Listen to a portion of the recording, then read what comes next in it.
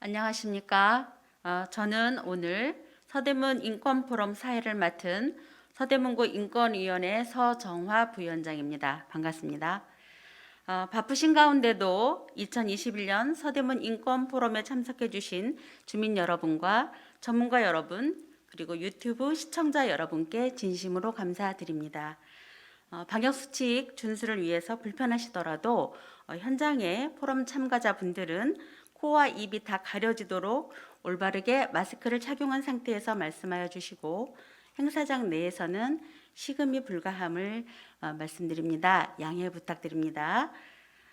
네, 오늘 인권포럼은 혼자가 특별하지 않은 시대 1인 가구가 필요한 것은 이라는 주제로 변미리 서울연구원 도시외교연구센터장님의 발제 그리고 서대문구에 거주하는 1인 가구분들의 사례 발표가 있은 후에 서대문구에 맞는 정책 방안 등을 토론하는 그런 순서로 진행될 예정입니다. 또한 종합 토론 시간에는 현장에 함께 하시는 분들과 유튜브로 시청하시는 분들의 질문과 의견을 받을 예정입니다. 채팅창에 질문을 남겨주시면 됩니다. 여러분들의 적극적인 참여를 부탁드리겠습니다. 그럼 지금부터 2021년 서대문 인권포럼 사전 행사를 시작하도록 하겠습니다. 다음은 시간 관계상 국민의례는 생략하도록 하겠습니다. 다음은 오늘 참석하신 내빈을 소개해 드리겠습니다. 먼저 윤병조 서대문 인권위원회 위원장님 참석하셨습니다. 네, 박수 부탁드립니다. 네, 문석진 서대문구청장님과 박경희 서대문구의회 의장님은 이 자리에 함께 참여하지 못하심을 못내 아쉬워하시면서 축하의 말씀을 전해주셨습니다. 네, 이상으로 내빈 소개를 마치고 서대문구청장님의 인사 말씀을 영상으로 보도록 하겠습니다. 안녕하세요. 서대문구청장 문석진입니다. 서대문 인권포럼에 오신 여러분 반갑습니다. 지난 4월 국가인권위원회는 20대 청년 1인 가구를 개별 가구로 인정할 수 있도록 국민기초생활보장제도 개선을 보건복지부에 공고하였습니다. 국민기초생활보장제도는 단순히 시혜적인 제도가 아닌 헌법상 인간다운 생활을 할 권리를 구체화시킨 권리보장제도이므로 연령과 혼인 여부에 따라서 달리 적용되기보다는 청년 1인 가구 증가에 따른 사회 변화를 반영해서 청년이 사회보장 체계에서 소외되지 않도록 개선되어야 한다는 내용이었습니다. 최근 몇 년 사이 1인 가구는 우리나라 전체 가구의 가장 큰 비중을 차지하게 되었습니다. 이런 추세에 발맞추어서 여러 가지 정책에 대한 고민이 활발하게 이루어지고 있습니다.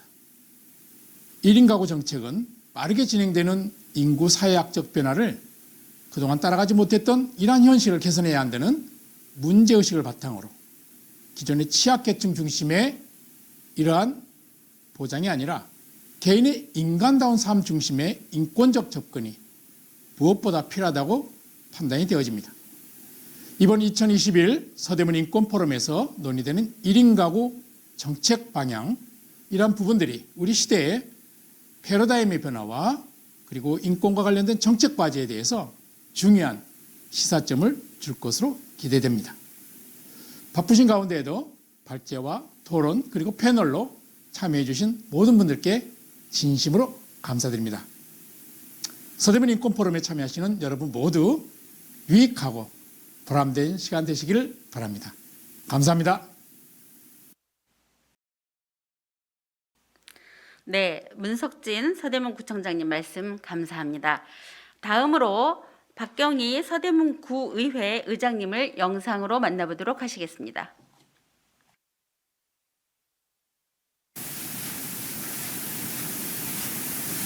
안녕하십니까? 서대문 구의회 의장 박경희입니다.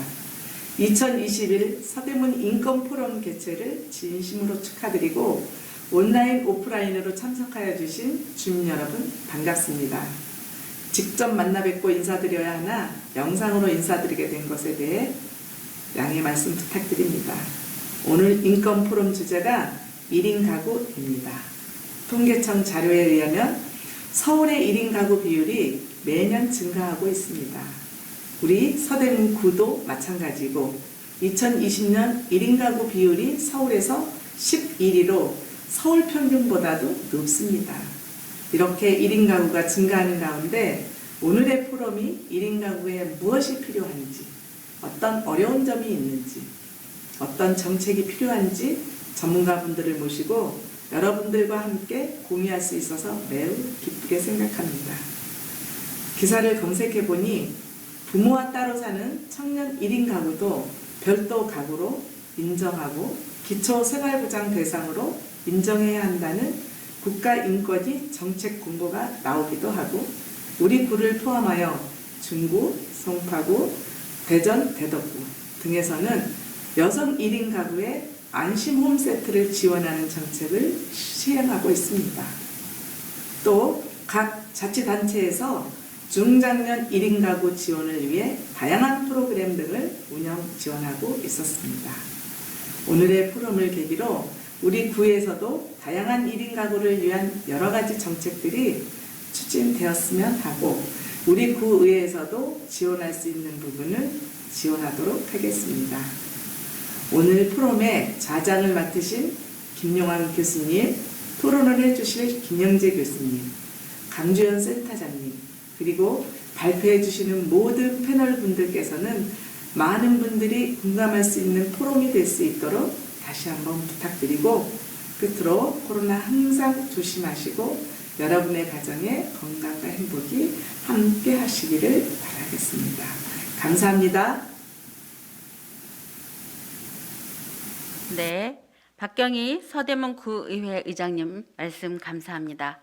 다음은 윤병조 서대문구 인권위원회 위원장님의 인사 말씀을 듣도록 하겠습니다.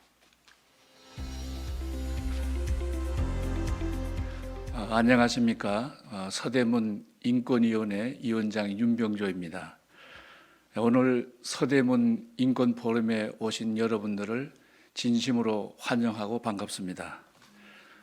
특별히 이 자리를 빛내주기 위해서 바쁘신 가운데서라도 오늘 발제 또 토론을 맡아주신 우리 전문가 여러분들과 또 오늘 패널로 참여하신 모든 분들께 진심으로 감사를 드립니다. 우리 서대문구 인권위원회는 인권 보장과 기본계획의 수립, 그리고 다양한 인권 교육, 그리고 핵심적인 인권 현안에 대한 권고사항 등 서대문구의 인권 정책, 그리고 각종 중요한 인권 사항에 대해서 심의하고 자문기관으로서 인권도시 서대문의 발전을 위해서 노력하는 위원회입니다. 오늘 이 자리에 또한 빠르게 변해가는 시대의 흐름 속에서 우리가 놓치고 있고 지나치기 쉬운 인권에 대해서 생각해보고 또 논의해보는 시간을 마련하게 되었습니다. 인권도시 거버넌스의 기초는 모든 서대문의 일상적인 행정이 곧 인권 보장과 정진의 과제라는 인식과 우리 모두가 인권에 대한 감수성을 공유하고 일상 속에서 인권을 실천하는 것에서부터 시작한다고 생각합니다. 오늘 포럼을 통해서 우리 모두의 안전 그리고 자유, 행복이 확보되는 자치, 인권, 거버넌스의 큰 길에 우리 서대문구가 변함없이 앞장서는 소중한 계기가 되기를 바라겠습니다. 오늘 좋은 인권 포럼이 되기를 바라면서 인사의 말씀을 드립니다. 감사합니다.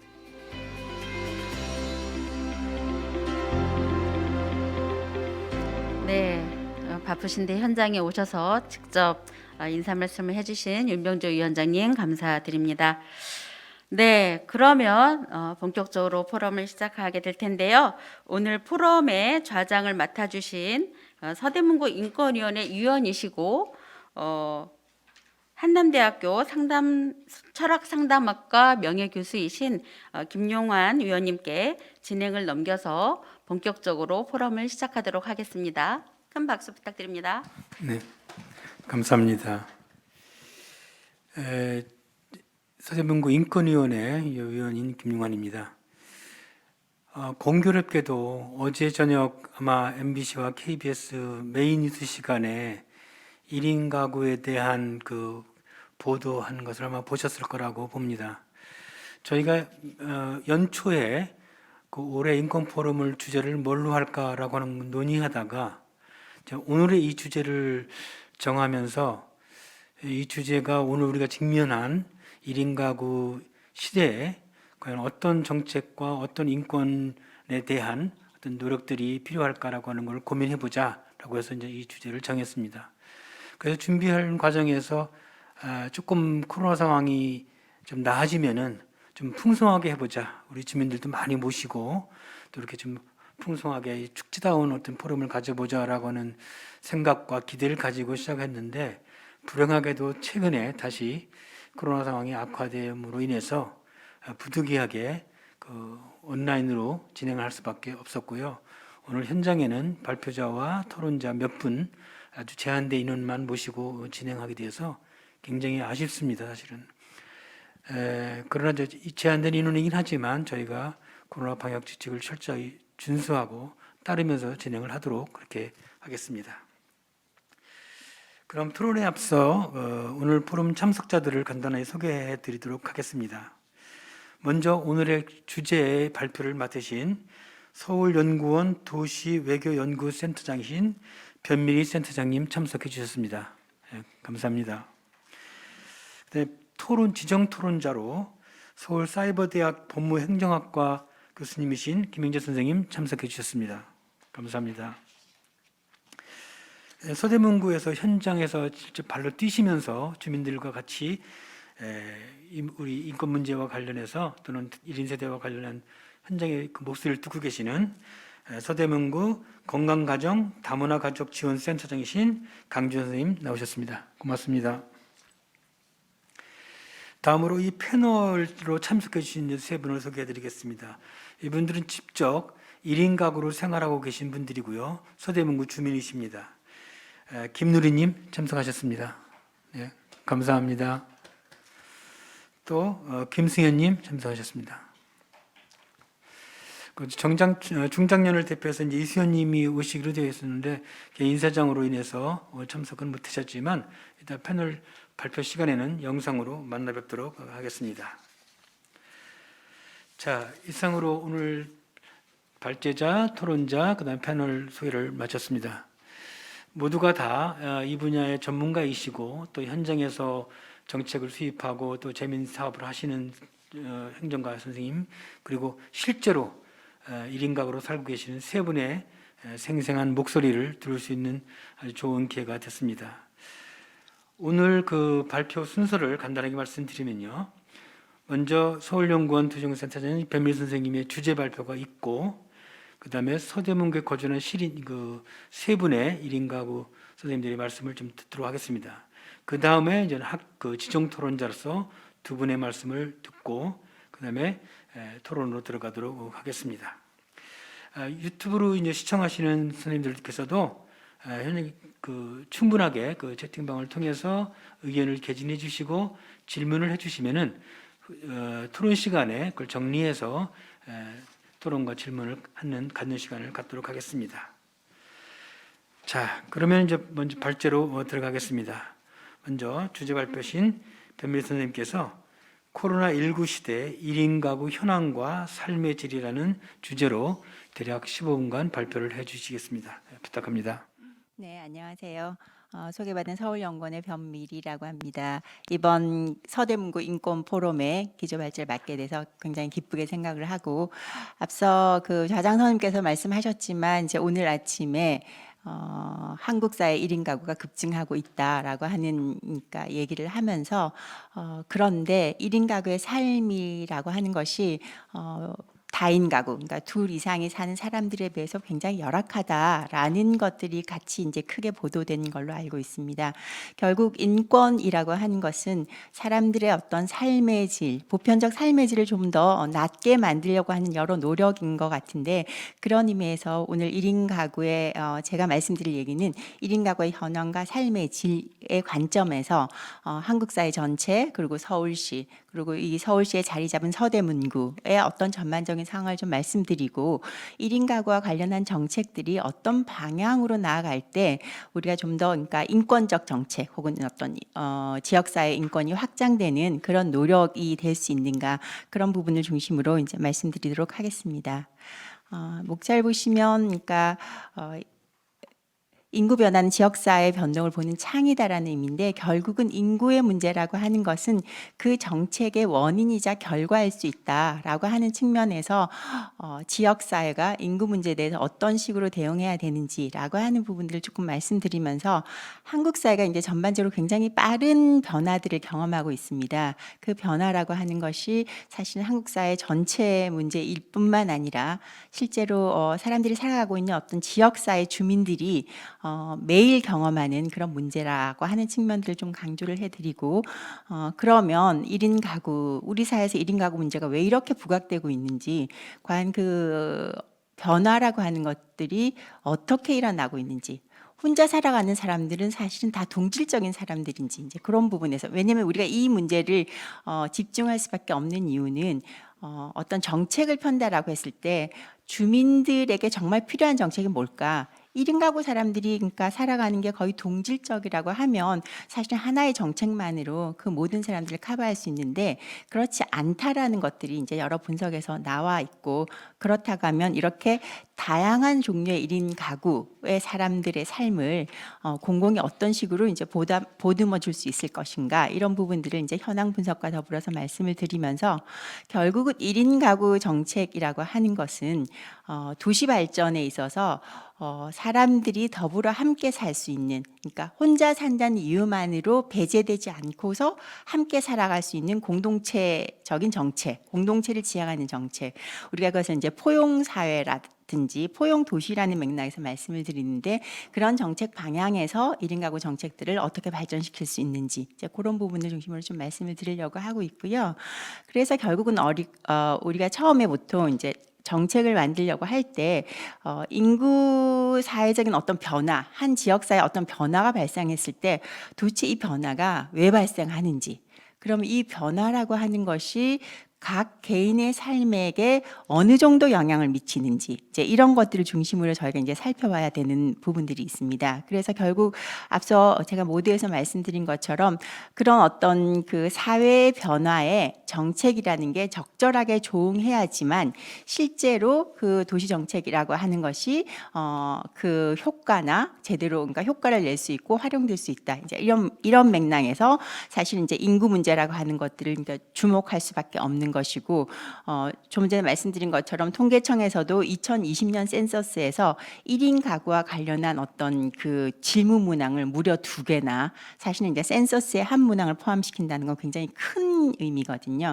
그래서 왜 혼자 사는지, 얼마나 혼자 사는지, 이제 이런 것들을 통해서 1인 가구 문제가 우리 사회에 굉장히 중요한, 사실 이제 가족의 의미라고 하는 것들 그냥 전면적으로 그러니까 바꾸게 만드는 이제 그런 현상이라고 할 수 있는데, 그 중심에는 한국 사회가 갖고 있는 이 지금 제가 이 슬라이드에 보시면 여기 이제 그 유튜브를 통해서도 보시는 여러 이제 주민들이 보실 것 같은데 왼쪽이 1990년대의 서울의 그러니까 인구 구조라고 하면 오른쪽이 장기적으로 2040년에 이제 인구 구조를 보여주는데 핵심적인 게 뭐냐면 결국 저출산 때문에 아래쪽이 점점 줄어들고 고령화라고 하는 현상 때문에 위쪽이 점점점 늘어나는 이렇게 어떻게 보면 인구 구조의 전면적인 변화가 지금 서대문구 지역 사회를 포함한 서울이 전체적으로 맞닥뜨린 문제이고 결국은 이런 어떤 그 고령자들의 늘어남과 그 고령자들의 삶이라고 하는 것들이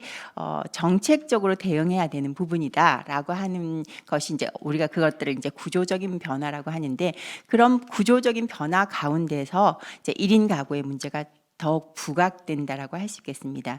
그래서 사실은 이제 여기서 핵심적인 게 우리 사회에서의 어떤 1인 가구화 현상이라고 하는 게 우리가 예측한 것보다 훨씬 더 빠른 속도로 나타나고 있다. 이제 이게 핵심인데요.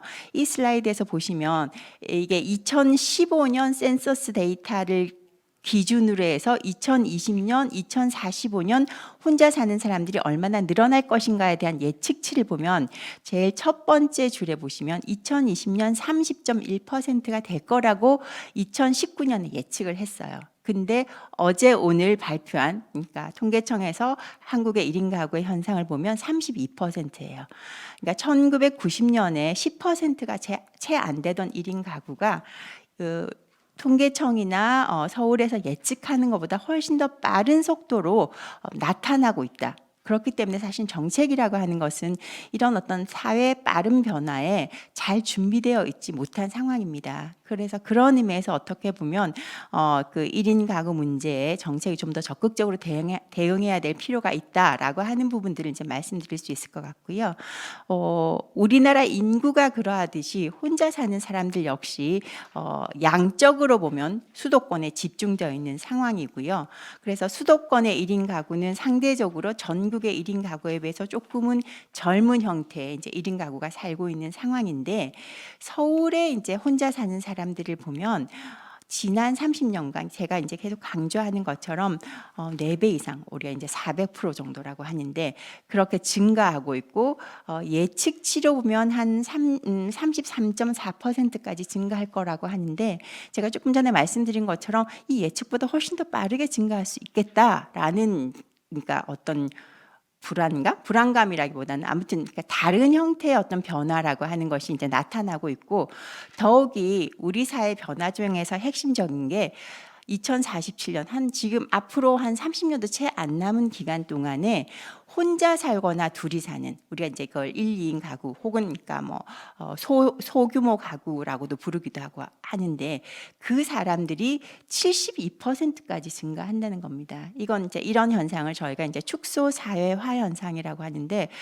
그렇다고 하면 앞서 그러니까 위원장님이나 뭐 구청장님께서 어떤 그 1인 가구도 하나의 가족으로 인정하고 지원받아야 된다는 말씀을 하셨는데 지금처럼 4인 가족 중심의 어떤 우리가 가족이라는 개념이 사실은 전면적으로 바뀌는 현상을 의미하는 거거든요. 그래서 앞으로 30년 이내에 1인 가구가 거의 10가구 중에서 7, 8가구 가장 일반적인 어떤 삶의 형태로 나타난다고 하는 것은 사회의 전면적인 변화라고 할 수 있고 그런 의미에서 이제 1인 가구 문제에 대해서 어떻게 대응할 것인가 여기에 보시면 이제 1인 가구는 지금 이제 그 저걸로 보면 기초자치구의 이제 그 현황들을 보면 관악구가 가장 이제 많은 형태로 나타나고 있는데 중구, 종로구, 동대문구 까지는 거의 40%에 육박하는 서대문구도 결코 적지 않은 저희가 이제 지금 서대문구 주민들의 어떤 현황들을 보면 36.1%가 1인 가구이고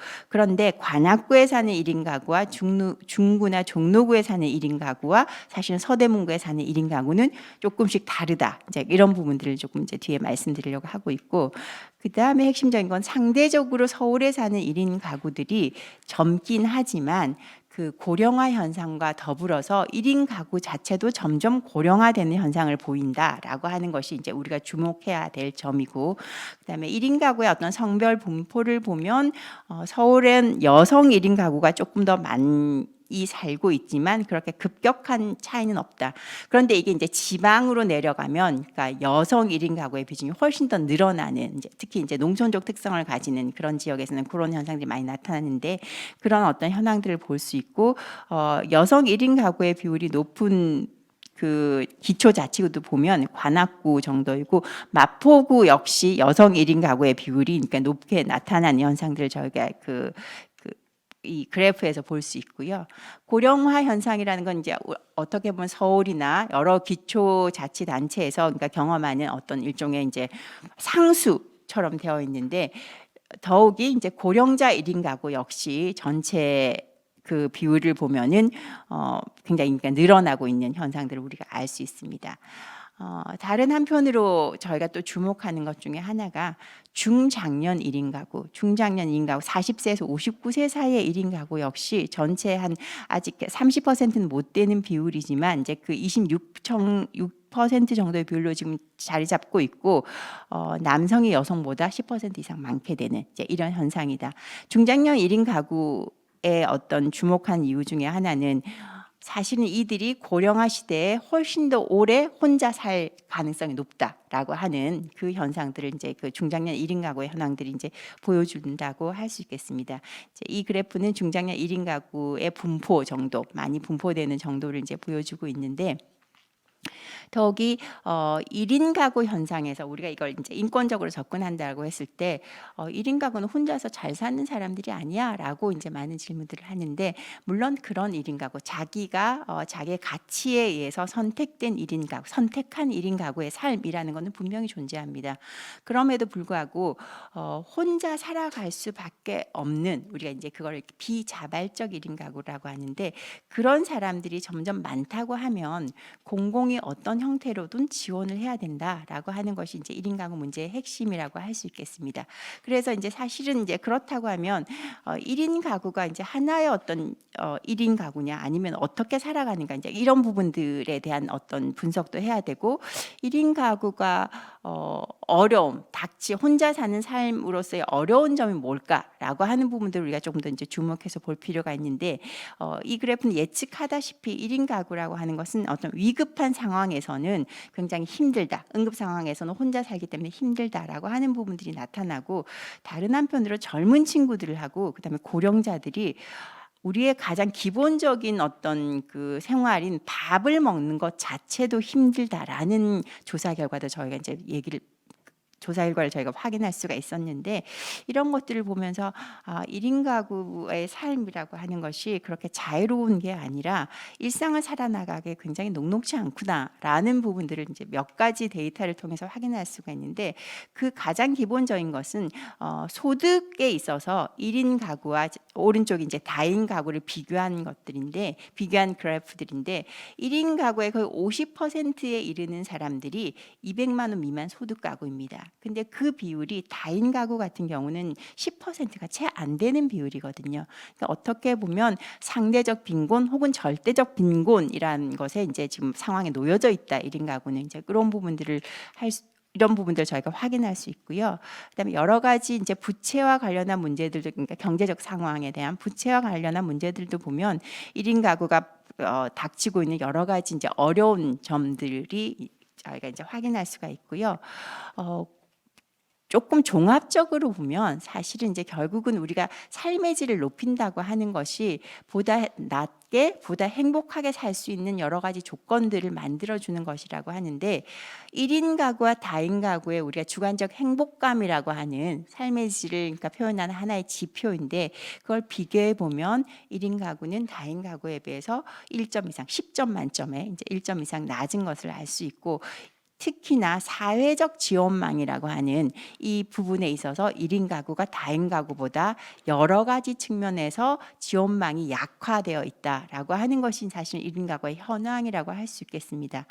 더욱이 지금 저희가 이제 코로나 상황이라서 이렇게 유튜브를 통해서 이런 컨퍼런스를 하고 있지만, 코로나 시기에 보면 1인 가구의 이동성이라고 하는 것들이 상대적으로 제약되어 있다라고 하는 분석들도 이제 저희가 확인할 수 있었는데, 무슨 이야기냐 하면은 1인 가구가 밀집된 지역에서는 코로나 1년 시기 동안에 훨씬 더 이동이 떨어졌다라고 하는 겁니다. 이제 이런 부분들은 사실은 어떤 감염병이라고 하는 위기 상황에서 1인 가구의 삶이라고 하는 것이 훨씬 더 열악해질 수 있다라고 하는 것들을 이제 보여주는 현상이라고 할 수 있겠습니다.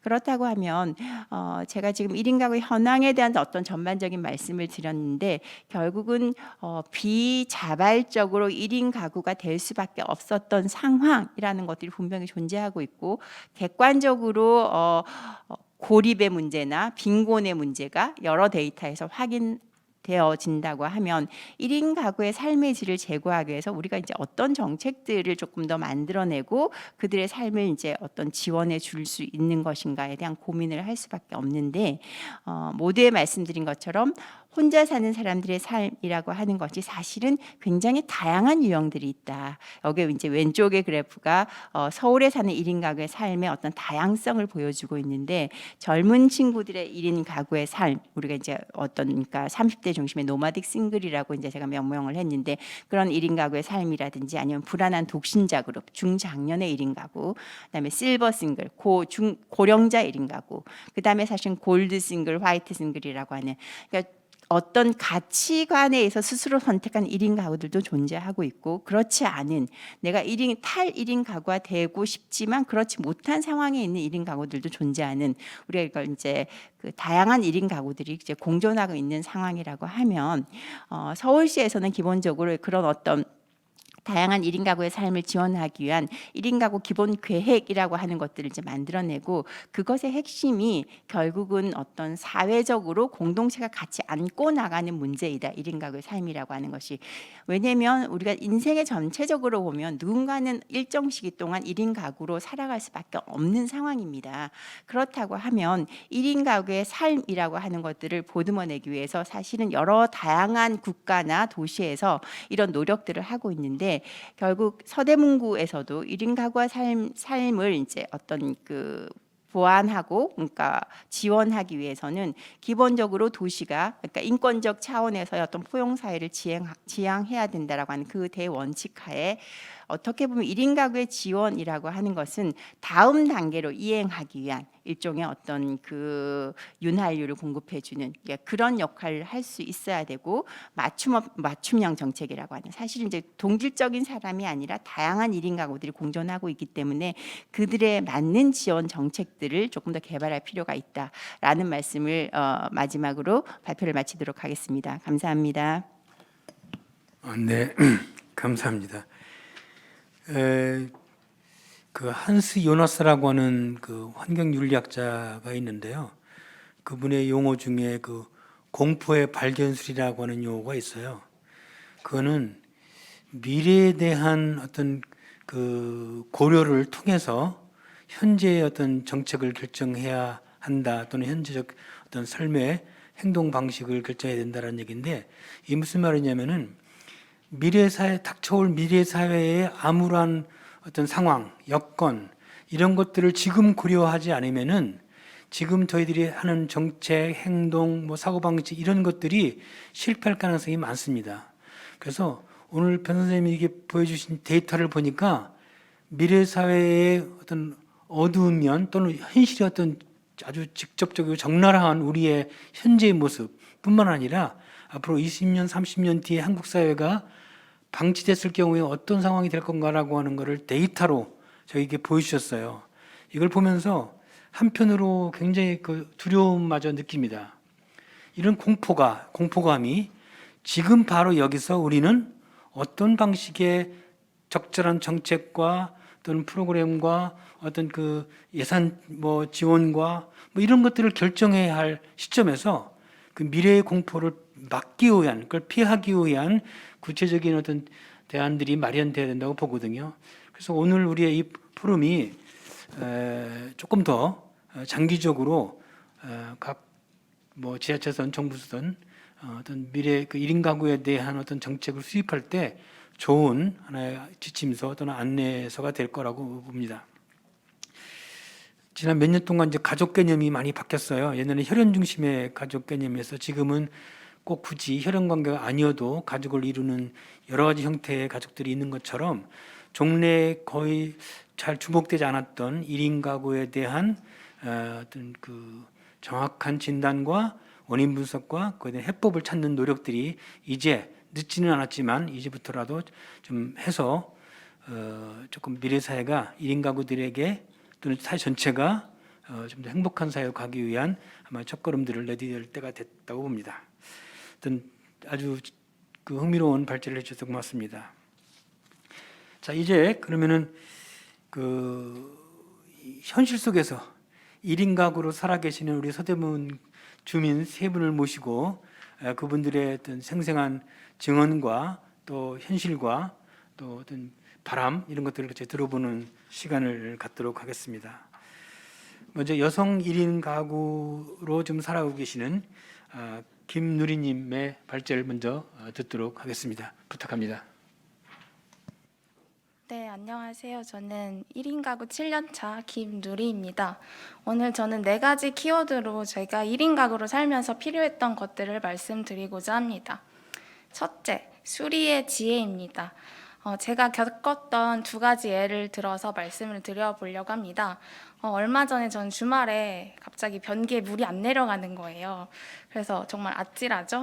그래서 굉장히 당황을 했었는데 알고 보니까 변기 레버랑 연결된 줄이 끊어졌던 거예요. 근데 이게 주말이니까 어떻게 해야 될지 약간 눈앞이 아득하더라고요. 그리고 또 사람을 부를 생각을 하니까 이게 수리비가 많이 들 것 같아가지고 굉장히 걱정이 많이 되더라고요. 근데 이제 저는 이때 아빠한테 전화를 해가지고 해결 방안을 찾아서 잘 해결을 했는데요. 알고 보니 정말 간단한 방법으로 이걸 고칠 수 있는 거였더라고요. 근데 이렇게 간단한 거지만은 저는 이 방법을 몰라가지고 굉장히 당황했던 경험이 있는데요. 2번째로는 제가 도어락이 안 열려가지고 집에 못 들어갈 뻔한 적이 있었어요. 며칠 전부터 건전지를 교체하라는 그런 알림이 계속 있었는데 제가 안일하게 다음에 해야지 하고 이거를 그냥 넘겨버린 거죠. 그래가지고 대참사가 일어났죠. 그래서 갑자기 문이 안 열리니까 굉장히 당황스럽더라고요. 그래서 어떻게 할까 하다가 집주인한테 이제 연락을 했는데 이제 집주인분은 이게 굉장히 큰 게 아니라는 듯이 큰 건전지를 사서 도어락에 연결을 하면은 이게 문이 열린다고 하더라고요. 정말 간단한 거였지만은 저는 이런 방법을 이제 아예 몰랐던 거죠. 그리고 이런 경우들이 종종 계속 생기더라고요. 그래서 이렇게 스스로 충분히 수리할 수 있는 것들을 뭔가 알 수 있는 그런 콘텐츠들이 좀 있었으면 좋겠다라는 그런 생각을 하여서 수리의 지혜를 한번 넣어보았습니다. 그리고 2번째는 안전하고 건강한 사회적 네트워크인데요. 학교를 졸업하면 커뮤니티가 굉장히 목이 마릅니다. 친구들과 하는 그런 이야기는 뭐 회사나 연애 그리고 맛집 이렇게 굉장히 한정적이잖아요. 근데 비슷한 관심사를 가진 친구들과 건강한 커뮤니티 속에서 뭔가 성장하는 이야기를 저는 더 나누고 싶었어요. 근데 이런 커뮤니티에서 또 중요한 것은 안전한 커뮤니티인 거죠. 제가 조금 떨려가지고 심호흡을 한번 하겠습니다. 후. 긴장이 안 됐는데 또 막상 나오니까 긴장이 되네요. 그래가지고 아무튼 건강한 커뮤니티를 굉장히 원하게 되더라고요. 그리고 2번째로는 이렇게 새로운 사람과의 커뮤니티도 굉장히 중요하지만은 제가 가지고 있는 커뮤니티도 잃고 싶지 않다라는 그런 생각을 하게 되었어요. 그래서 지금 제가 가지고 있는 커뮤니티의 친구들이랑 굉장히 건강하고 건설적인 이야기를 좀 나눌 수 있는 그런 기회도 많아졌으면 좋겠다는 생각에서 안전하고 건강한 사회적 네트워크를 적어보았습니다. 그리고 3번째로는 건강한 밥상인데요. 제가 초창기 혼자 살 때는 굉장히 밥을 잘 챙겨 먹었어요. 이제 집에서 회사를 안 다니고 학교만 다녔으니까. 근데 이제 회사를 다니기 시작하면서 바쁘다 보니까 제가 요리에 취미도 없고 밥을 대충 먹을 때가 굉장히 많더라고요. 그래서 건강한 식사를 한다기보다는 그냥 음식으로 배를 채운다라는 그런 경우가 종종 이제 많아지는 거죠. 근데 그러다 보니까 저의 건강의 밸런스가 깨지게 되고 또 떨리네요. 그러다 보니까 점점 이제 몸이 망가지더라고요. 그리고 또 제가 1인 가구다 보니까 이제 장보기를 할 때 음식이 남는 경우도 굉장히 많고 양을 많이 사야 조금 저렴한 경우가 많으니까 저절로 또 많이 사게 되더라고요. 그래서 1인 가구를 위한 뭔가 저렴하고 건강한 장보기가 있으면 어떨까라는 그런 생각이 들어서 건강한 밥상을 써보았습니다. 그리고 이거는 앞서서도 나왔던 내용이긴 한데 2급 상황이 생겼을 때예요. 그래서 최근에 이제 저희가 코로나 때문에 백신을 맞았잖아요. 근데 제가 요즘 이제 건강하게 잘 안 먹고 뭔가 운동도 많이 안 하다 보니까 체력이 굉장히 약해지더라고요. 그래서 종종 이렇게 심장이 빨리 뛰는 경우가 생기는데 이제 백신의 부작용이 뭐 심장에 관련된 부작용이 있다고 하니까 너무 무서운 거예요. 근데 이걸 이제 맞고 내가 다음날 못 일어나면 어떡하지?라는 그런 걱정이 들었지만은 이제 회사를 다니려면 백신을 조금 맞아야 되는 그런 상황이어서 백신을 맞았지만은 뭔가 하여튼 이런 상황이 생겼을 때 내가 요청하지 않는 이상 구해줄 사람은 아무도 없는데 그럼 난 어떻게 될까라는 그런 생각을 하게 되었어요. 그래서 비단 이런 경우뿐만 아니라 이런 2급 상황이 생겼을 때 대비할 수 있는 그런 다양한 시스템이 있었으면 좋겠다는 말씀을 드리면서 발표를 마치겠습니다. 그리고 제가 지금 1인 가구로 7년 차 살고 있는데요. 제가 1인 가구로 살면서 사실 그렇게 우울하거나 사실 외롭지는 않아요. 그래서 너무 1인 가구를 보듬어 줘야 되는 그런 나약한 존재로는 보지 않았으면 좋겠다는 말씀을 한 번 더 드리겠습니다. 감사합니다. 네, 수고하셨습니다. 사실 여기서 지금 네 가지 필요한 것에서 A to Z에서 네 가지를 대표로 말씀을 하셨지만 어진 이 네 가지뿐이겠어요. 1인 가구로 사는데 필요한 것들은 이것보다 외에도 굉장히 많이 있을 것이라고 보고요. 그다음에 그 필요에 대해서 사회가 또는 지자체가 어떻게 구체적으로 그 빈 공간을 간격을 메꿔줄 것인가, 그런 걸 고민을 하고 그런 거에 대한 적절한 정책을 세우고 예산 집행을 하고 하는 것들이 아마 지자체에서 해야 할 일이라고 생각합니다. 자, 20대 여성으로서 7년 차 1인 가구로 살고 계신 김승현 선생님, 죄송합니다. 제가 잘 성함을 잘못. 잠깐만요. 제가 여기 성함을 제가 김누리님, 죄송합니다. 김누리님의 생생한 목소리를 들었고요.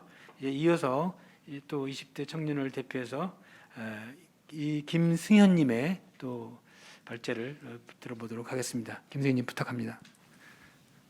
네, 안녕하세요. 네, 저는 10년간 서울시 여러 자치구에서 1인 가구 형태로 지내왔고 현재 서대문구에 거주하면서 재택근무로 일을 하고 있는 청년 1인 가구 세대주입니다.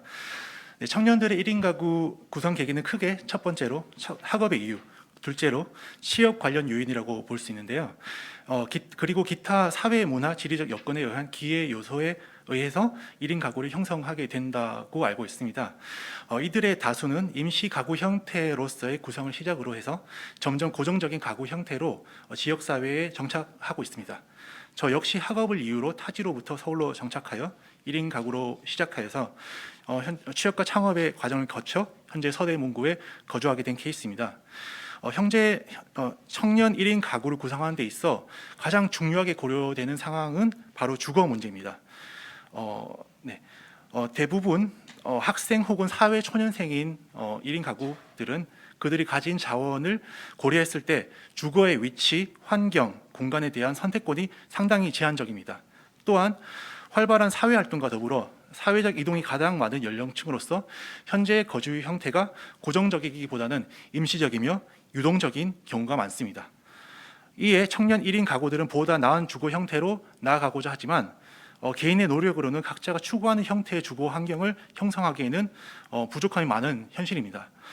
많은 주거 관련 정책이 있지만 청년 특히 1인 가구가 사각지대가 되어 본인의 의지와는 달리 현재의 주거 형태나 가구 형태를 자력으로 벗어나지 못하는 사례도 많은데 가령 주거 정책에 있어서 주거 지역이나 주거 면적의 제한 등이 있다고 생각합니다. 네, 이 같은 물리적인 측면뿐만이 아니라 청년 1인 가구들은 정서적으로 고립되기 쉬운 환경에 놓여 있다고 생각합니다.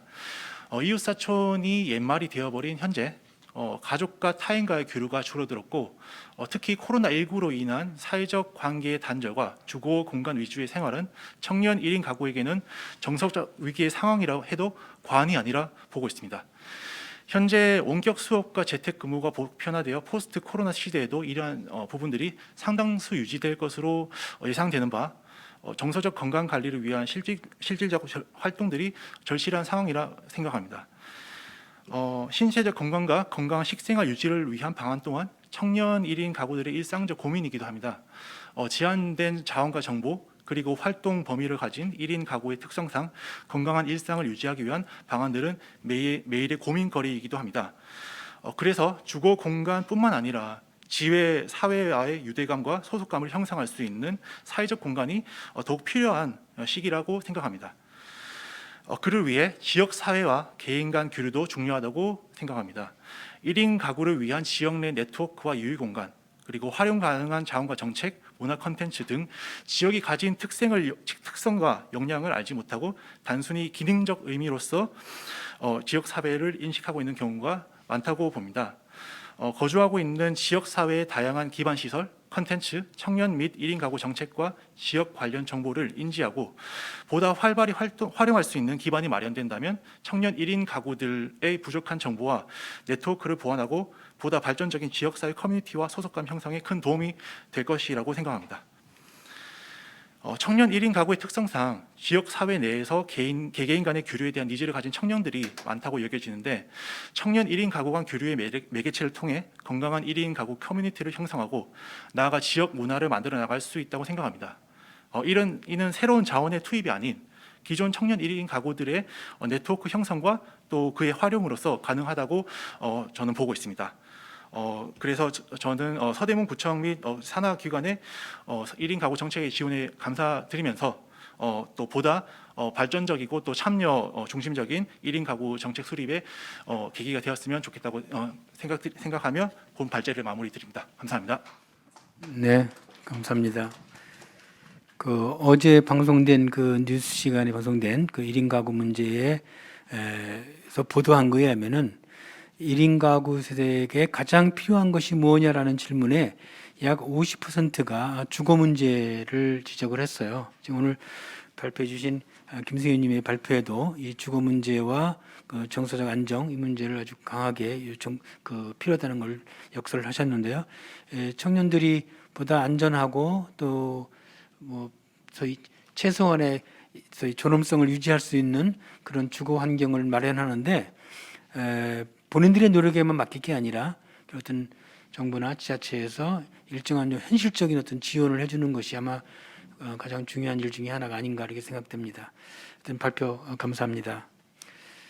세 번째로는 이수연님의 발표를 드릴 텐데 오늘 참석을 못하셔서 영상으로 아마 발제문을 저희들이 주셨습니다. 그래서 영상을 통해서 이수님의 발표를 듣도록 하겠습니다. 안녕하세요. 중장년 1인 가구로 참석하게 된 이수연이라고 합니다. 저는 한 20년간 직장 생활을 했었는데 1인 가구가 된 지는 10년 좀 넘은 것 같습니다.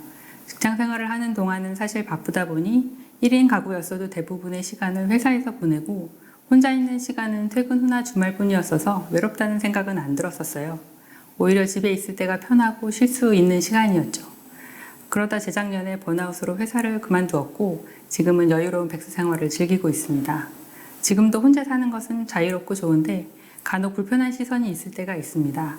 그래서 1인 가구로 살면서 겪은 이야기를 2가지 정도로 얘기를 해보려고 합니다. 첫 번째는 중장년층이 되면서 받는 시선이라고 할 수 있는데 제가 작년에 잠깐 재취업을 한 적이 있었는데 퇴사 후 1년 쉬다가 왔다고 하니까 회사 내에서 육아휴직하고 왔다더라 하는 소문이 났더라고요. 저는 그런 말을 한 적이 없는데 말이죠. 제가 나이가 있으니까 당연히 결혼을 하고 애도 있을 거라 생각하는 거죠. 새로운 강좌나 모임에 참석할 때도 사실 분위기가 비슷합니다. 제가 아이가 있는 줄 알고 애가 몇 살이냐 묻는 분들이 있고요. 제 나이 정도 되면 당연히 결혼해서 남편도 있고 아이가 있겠거니 하는 뭔가 사회적으로 전형적으로 생각되는 가정에 대한 그림이 있는 거죠. 그래서 제가 이제 돌싱이라고 하면 물어본 걸 당황해 하시거나 안타까워 하시는 분들도 있어요. 그래서 설명하기 귀찮으면 그냥 그분들 생각대로인 척하고 그냥 넘어갈 때도 있어요. 돌싱이든 비혼이든 그냥 당당히 말하면 그냥 그렇구나 하고 받아주시면 좋겠다고 생각합니다. 물론 지금이 10년 전에 비하면 인식이 많이 나아지긴 했지만요. 앞으로는 더 나아지겠죠. 두 번째는 1인 가구에 대한 복지나 관련 프로그램이에요. 사실 1인 가구는 세제 혜택이 거의 없잖아요. 부양가족이 없어서 연말정산 때도 공제되는 것도 거의 없고 주택 청약 가점도 낮고 신혼부부 특별공급 같은 혜택도 없고요. 게다가 중장년층은 청년이 아니니 청년주택 대상도 아니죠. 그래서 세금은 다 내고도 받는 혜택은 별로 없고 주택 구입은 본인이 알아서 재테크를 하거나 대출을 통해서 해결해야 하죠. 그래서 퇴사 후에 제2의 인생을 준비하면서는 그간 냈던 세금의 혜택을 좀 받아보자 생각했어요. 그래서 여성인력개발센터 프로그램들도 다녀보고 구립문화센터도 다녀보고 내일 배움카드로 할 수 있는 강좌도 들어보고요. 그러면서 1인 가구 대상의 복지 프로그램도 찾아보기 시작했던 것 같습니다. 다행히 서울시가 2018년, 19년부터 1인 가구 관련 프로그램들을 좀 시작을 해서 작년에 서대문구 건강가정지원센터를 통한 1인 가구 프로그램에도 참여를 하고 있고 올해는 다른 구의 프로그램들도 관심을 가지고 보고 일회성 참여도 하고 있고요. 중장년층 대상의 1인 가구 프로그램은 사실 청년 대상 1인 가구에 비해 적은 편이지만요. 코로나 때문에 그나마도 오프라인 모임을 많이 가지지 못한다는 건 좀 문제인 것 같습니다. 사실 사회적 관계망을 만드는 것이 1인 가구 사업에 굉장히 중요하다고 보거든요. 지인들보다도 다른 1인 가구들 만나는 게 더 편할 때도 있어요. 지인들 중에 상당수는 결혼을 했기 때문에 만나면 대화가 육아나 시댁 얘기로 흐르는 경우가 많거든요. 그들의 주생활이 그에 연관되어 있으니까 당연한 일이겠죠. 저는 1인 가구이다 보니 그런 대화에서는 소외되는 느낌을 받을 때가 있거든요. 그래서 1인 가구이거나 미혼인 사람들과 만나서 대화를 할 때는 육아나 시댁 얘기 아닌 다른 이야기를 할 수 있어서 좋아요. 직장 얘기나 재테크, 취미, 건강 등에 대한 얘기죠. 문제는 이제 만나서 뭔가 대화를 길게 하려면 장소가 필요한데 서울시 지원금이 식사는 8,000원, 다과는 4,000원 한도에서 써야 하는데 그 금액으로 오래 앉아 대화할 곳이 많지는 않다는 거죠. 그것도 연속 사용은 불가하고요.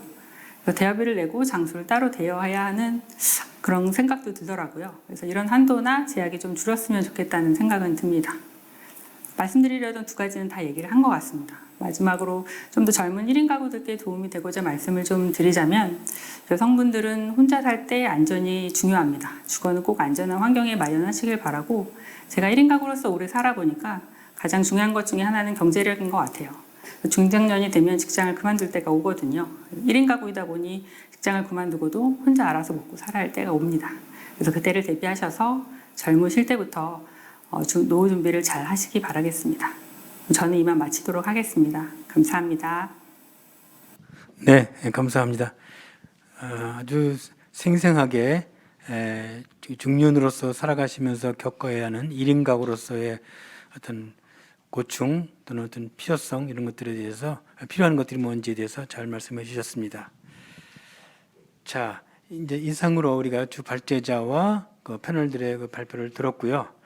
이제는 이 발표문을 듣고 지정 토론자이신 두 분 선생님께 그 질문을 듣도록 하겠습니다.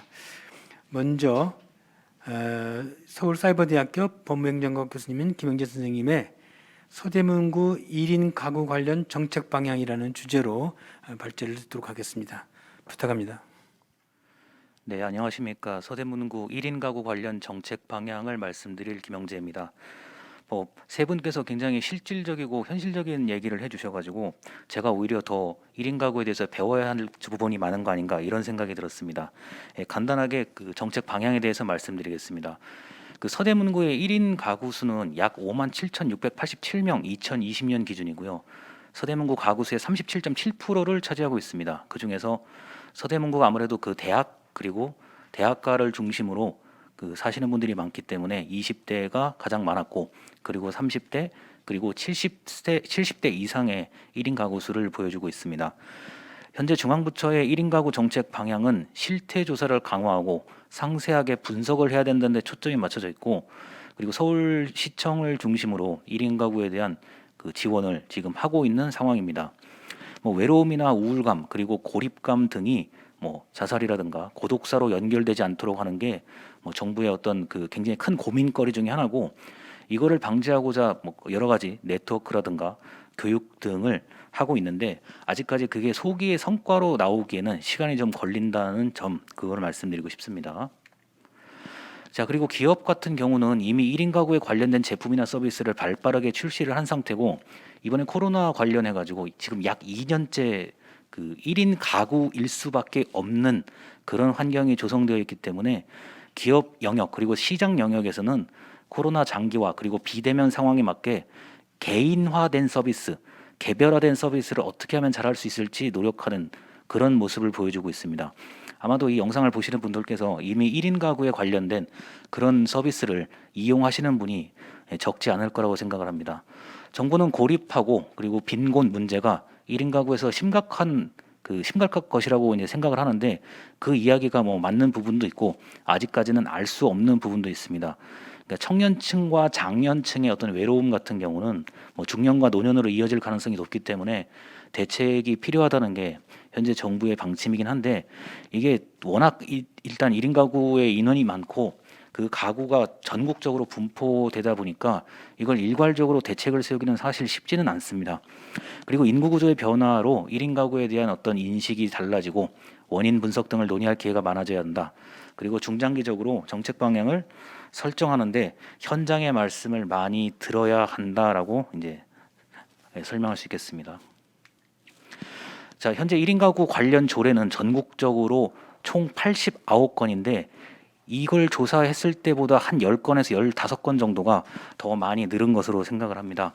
그래서 뭐 제가 검색을 해보니, 조례를 검색을 해보니까 사회 친화, 그리고 지원, 고독사 예방, 사회적 고립과 같은 단어가 조례 명칭으로 포함이 되어 있는데 내용은 1인 가구에 관련된 겁니다. 그리고 뭐 현재 서대문구는 서울시 지원 사업을 포함해서 복지 정책 차원에서 많이 추진을 하고 있는데, 뭐 식품을 뭐 반찬을 나누는 그런 사업 등을 활발히 진행하고 있고, 서대문구 차원에서도 그 뭐 청장님을 비롯해서 많은 그 공무원분들이 1인 가구에 대한 관심을 가지고 있는 것으로 알고 있습니다. 앞으로 더 늘어날 1인 가구에 대비해서 예산과 물자의 확보가 더 중요하다고 볼 수 있겠습니다. 자, 뭐 인권과 관련해서 오늘 인권 포럼이다 보니까 서대문구의 정책 방향은 이 주기적으로 1인 가구 포럼을 개최할 필요가 있다고 생각을 합니다. 뭐 예를 들어서 1인 가구인데 빈곤에 관한 것, 1인 가구인데 고독에 관한 것, 그리고 1인 가구인데 돌봄에 관한 것, 유형화를 해서 이해관계자의 의견을 청취하는 노력이 필요하고요. 생애 주기, 뭐 청년, 장년, 중년, 노년마다 1인 가구의 특성을 파악을 해야 되는데, 의외로 40대에 초점을 두는 정책이 굉장히 드물어요. 제가 볼 때는요. 20, 30대 청년층에 많이 맞춰져 있고 노년층과 중년층은 맞춰져 있는데 40대에 맞는 그런 정책이 사실 좀 드문 편이라서 1인 가구와 40대를 좀 연관하면 어떨까, 그런 생각이 들고요. 생애 주기 차원에서 1인 가구를 분석해야 될 필요가 있다. 그리고 다른 지방자치단체의 좋은 사업이나 프로그램을 상시 검토할 필요가 있는데, 제가 볼 때는 서대문구가 다른 지방자치단체보다 현재 앞서가는 논의를 하고 있는 거라서 오히려 이제 서대문구가 모범이 돼야 되지 않나, 그런 생각이 듭니다. 뭐 간략하게 일단 여기서 발표 마치겠습니다. 네, 감사합니다. 지금 뭐 최근에 그 한 드라마 중에 이제 무브 투 헤븐이라는 드라마가 있었습니다. 그게 소위 우리말로 하면 유품 정리사인데, 고독사의 문제가 이웃나라 일본에서의 문제가 아니라 이제 우리 사회가 직면하고 있는 사회적 문제 가운데 하나로 이제 등장을 했습니다. 사실 인간이 살면서 품위 있게 죽는 것도 무지하게 중요하죠. 또 살아있는 동안에 적어도 인간으로서 기본적으로 보장받아야 할 권리, 소위 인권의 문제가 모든 연령층에 다, 꼭 뭐 한 특정한 세대만이 아니라 모든 연령층에 다 필요한 그런 하나의 권리 개념이라고 볼 수 있습니다. 아까 그 통계 자료에서 나왔지만 불가피하게 이제 20대, 30대도 있고, 제일 많은 부분이 그 부분이고, 또 60대에도 많습니다. 이제 중간에 이제 40대가 좀 그 1인 가구 비율이 낮은 편인데, 지금 김민재 선생님은 오히려 40대에도 필요한 어떤 정책이나 프로그램이 필요하다는 말씀을 역시해 주셨습니다. 감사합니다. 다음으로는 강주영 센터장님께서 서대문구 1인 가구 지원 정책 현행과 과제라는 제목으로 발표해 주시겠습니다. 네, 안녕하십니까. 방금 소개받은 서대문구 건강가정 다문화가족지원센터의 강지연 센터장입니다. 저는 지금 현재 저희 센터에서 운영하고 있는 1인 가구의 다양한 사업에 대해서 좀 사업을 중심으로 해서 소개를 해드리려고 합니다. 저희 센터의 1인 가구 지원 사업의 대표 제목은 IM 스페셜입니다. 그런데 공교롭게도 오늘 포럼의 또 주제는 혼자가 특별하지 않은 이라고 해서 저희 센터 1인 가구 사업의 그 제목이 좀 역행하는 것이 아닌가 하는 그런 생각을 좀 들으시는 분들이 하실 수도 있으실 텐데요. 저희가 내부적으로 저희 센터가 1인 가구 지원 사업을 하면서 이 사업의 큰 제목을 IM 스페셜로 했던 거는 1인 가구에 대해서 사회에서 생각하는 여러 가지 어떤 편견적인 그런 시각들, 뭔가 조금 다른, 틀린 이런 시각들을 상쇄하고 1인 가구 스스로가 굉장히 스스로를 소중하게 여기고 스스로를 존중할 수 있도록 하는 그런 사업들, 그리고 그런 것들을 통해서 1인 가구로서 당당하게 살아가실 수 있도록 하는 그런 사업들을 반영하기 위해서 저희 사업을 IM 스페셜로 해서 운영을 했었습니다. 네, 그러면 다음은 구체적으로 저희 센터에서 진행한 사업들을 말씀드리도록 하겠습니다. 네, 그 인구 현황에 대해서는 앞에서도 여러 번 말씀을 드렸기 때문에 통과를 하도록 하겠고요. 다음은 저희 센터에서 진행했던 사업을 이제 말씀을 드려보도록 하겠습니다. 저희 센터에서는 2019년서부터 이제 본격적으로 1인 가구 사업을 진행을 했었고요. 19년도에는 사회적 관계망을 형성하는 사업을 중심으로 했었습니다. 별도의 사업 담당자가 있지는 못했고 상담 사업팀에서 일부 사업으로 운영을 했었고요. 2020년서부터 이렇게 본격적으로 1인 가구 사업을 담당하는 직원 2명이 사업을 진행했습니다.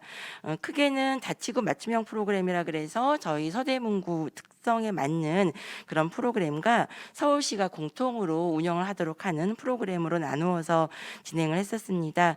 자치구 맞춤형 프로그램으로는 제가 뒤에서 자세하게 말씀을 드리겠지만 제목만 먼저 말씀을 드리자면 자립 역량 강화 교육 프로그램과 취미 여가 지원 프로그램을 진행을 했었고요. 전반적인 운영 실적은 연 인원으로 해서 912명이 참여를 하였습니다.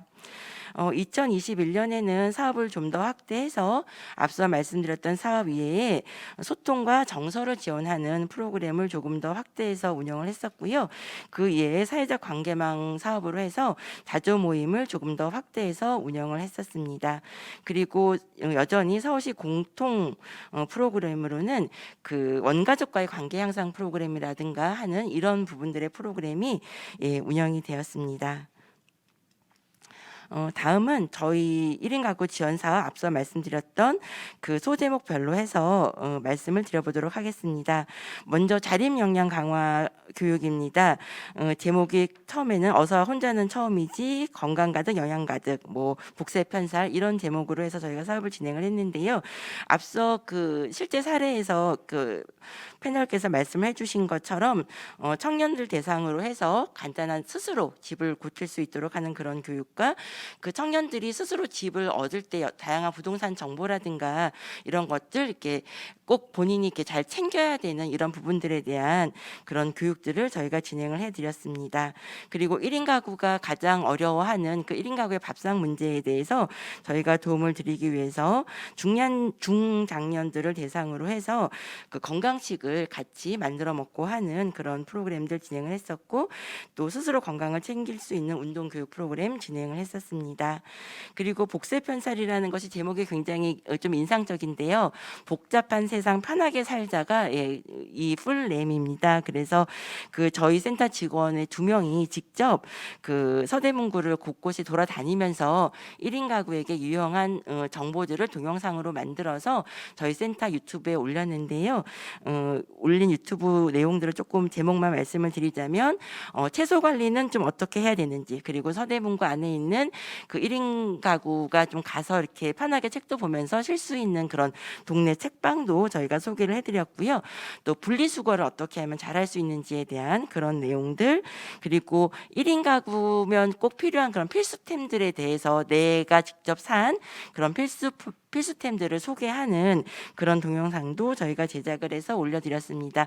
짧은 동영상이지만 1인 가구에게 꼭 필요한 그런 동영상으로 해서 굉장히 많은 조회수를 자랑하고 있습니다.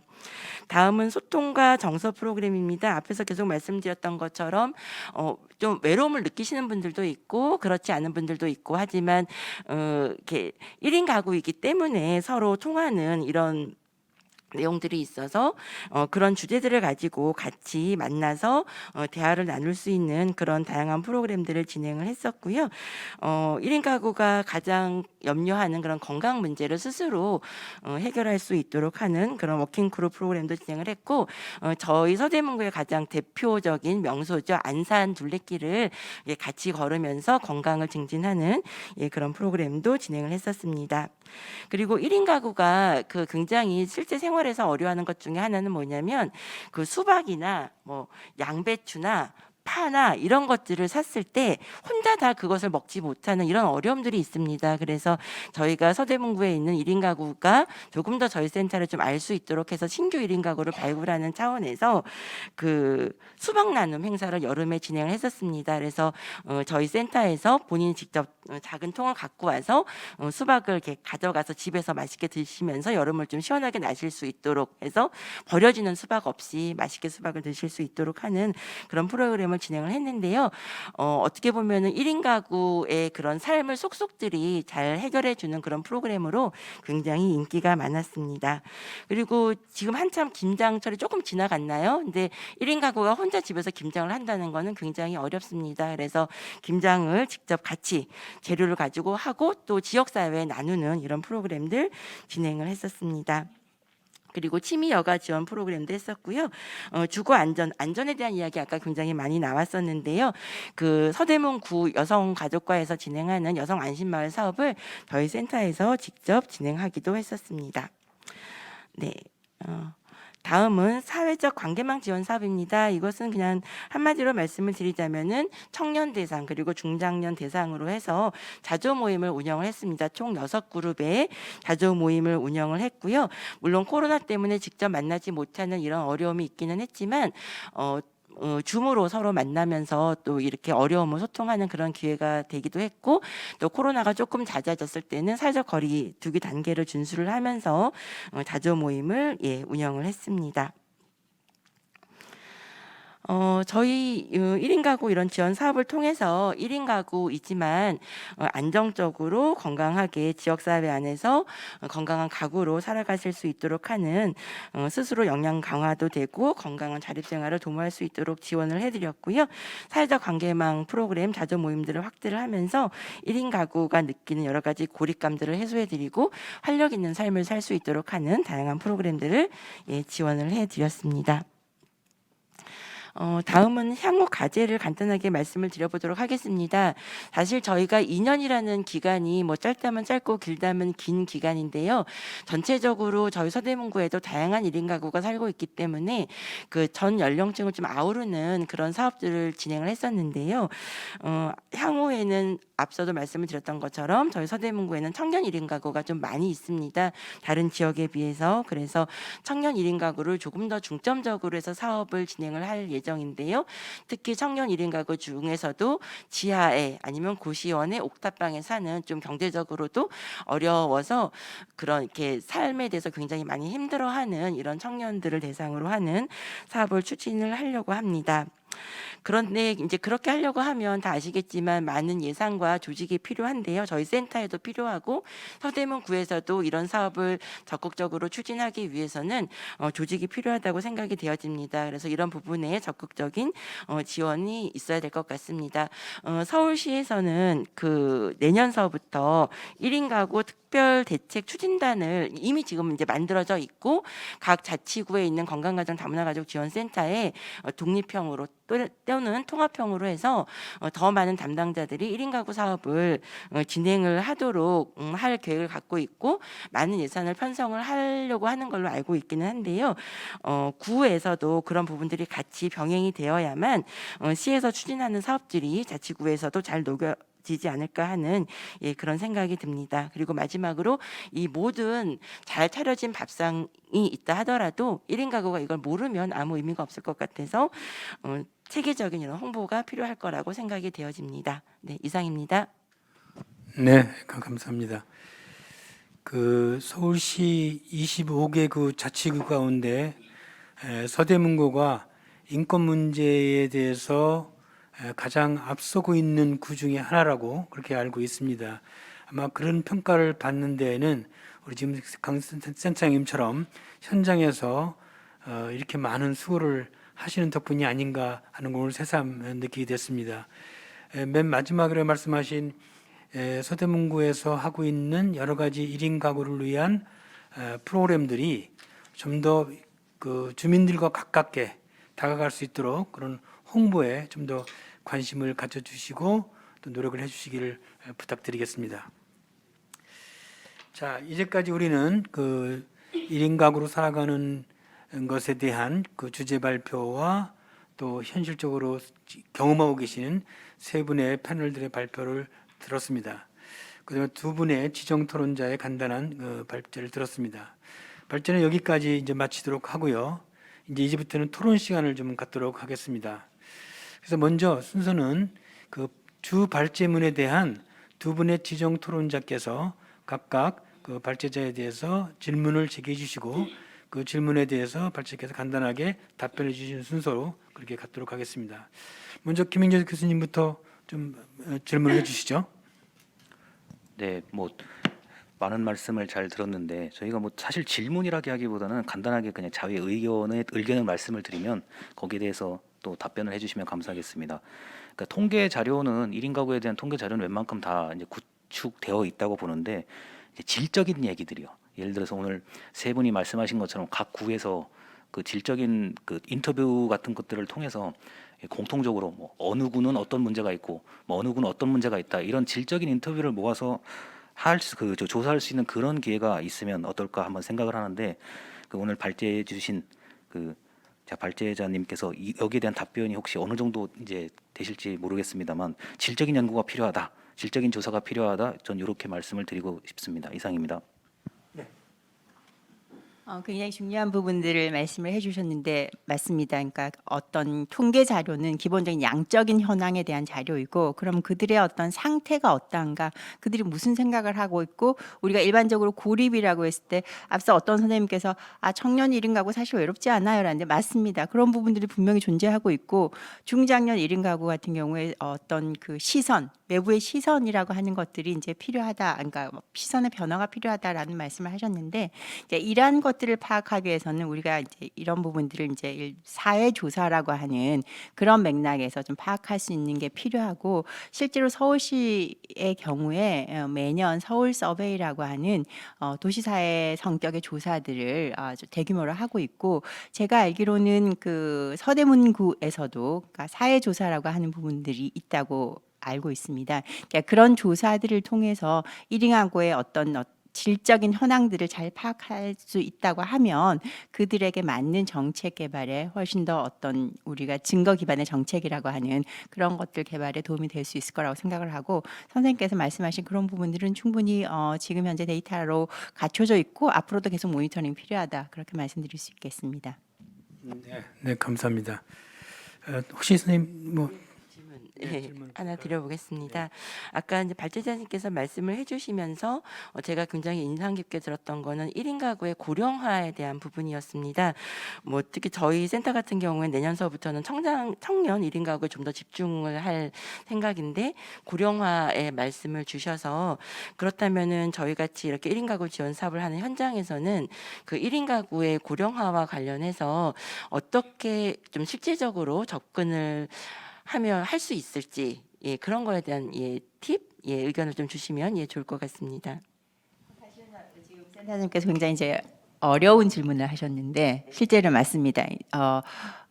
사회 전체가 고령화되고 있고 당연히 그와 연관되어서 1인 가구 역시 고령화되고 있다라는 부분들을 우리가 분명히 염두에 두어야 되고 더욱이 지금 말씀하신 이제 청년 1인 가구 경우는 사실은 이렇게 탈 1인 가구화 될 수 있는 가능성도 열려 있는 이제 그런 상황인데, 예를 들어서 40대 꼭 뭐 단정적으로 이야기는 없지만 우리가 확률적 가능성을 얘기하면 50대 1인 가구, 지금 현재 50대 40대 후반에서 50대 중반의 1인 가구는 앞으로 한 20년 이상을 1인 가구로 살 가능성이 조금 더 높다라고 한다고 하면, 사실은 중장년 1인 가구의 문제도 우리가 굉장히 이제 주목을 해야 된다.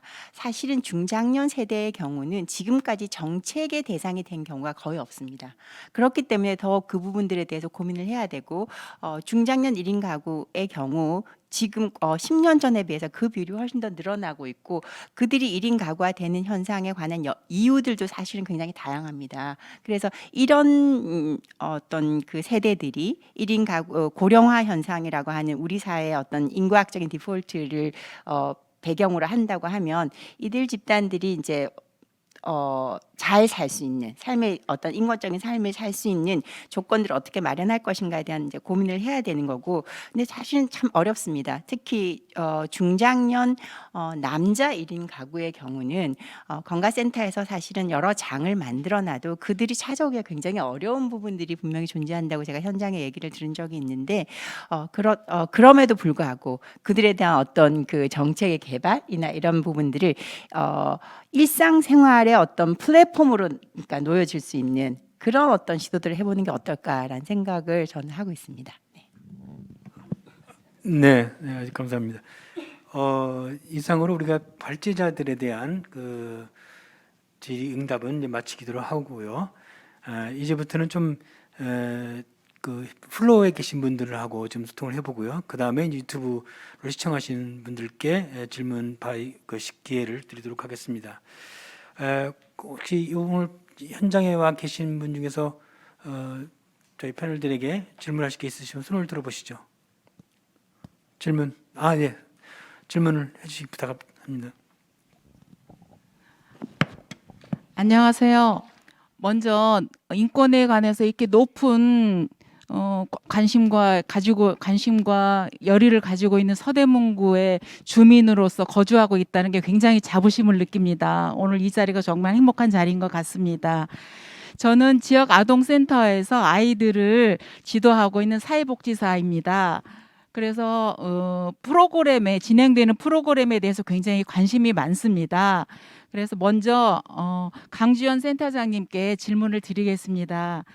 서대문구 건강가정 다문화 가족 지원센터에서 영역별로 여러 프로그램을 진행하고 있는 프로그램을 말씀해 주셨어요. 그중에서 그 1인 가구 프로그램 중 진행되는 프로그램 중 가장 호응이 높았던 프로그램은 어떤 것이고, 또 진행하시기에 또 어려웠던 프로그램은 어떤 것이었었는지 궁금합니다. 그리고 이어서 김영재 교수님께 질문 드리겠습니다. 1인 가구 서비스 이용에 관해서 말씀을 많이 해주셨는데요. 그러면 서대문구 1인 가구 지원 정책 중 좋은 사례가 있는지, 그럼 그 사례는 어떤 것인지 말씀해 주시면 감사하겠습니다. 이상입니다. 네, 감사합니다. 답변 부탁드립니다. 네, 저희의 모든 프로그램이 사실은 굉장히 인기가 많았습니다. 그래서 딱히 어떤 한 프로그램을 좀 이렇게 뽑기는 어려움이 있지만, 그래도 굳이 말씀을 드린다면 역시 1인 가구의 가장 큰 어려움은 건강과 밥상에 관한 부분이었기 때문에 그쪽 주제에 대한 부분들이 가장 인기가 좀 많았다고 볼 수 있을 것 같습니다. 그래서 워킹크루에 대한 프로그램이라든가 주로 그 건강가득 영양가득이나 아니면 오늘 뭐 먹지의 종류의 이런 프로그램들이 굉장히 인기가 많았고요. 저희가 크게 준비는 하지 않았지만 그 수박 나눔도 굉장히 인기가 많았던 걸로 기억을 하고 있습니다. 진행을 하면서 가장 어려웠던 거는 역시 이 저희 사업에 대해서 이렇게 적극적으로 알리는 그런 부분들이었습니다. 그래서 참여를 하시면 굉장히 좋아서 계속해서 꾸준히 참여를 하시는데, 이것을 이렇게 처음 접하는 이런 것들에 있어서 저희가 좀 다양한 채널로 홍보를 하는 이런 부분들이 좀 어려움이 있었던 것 같습니다.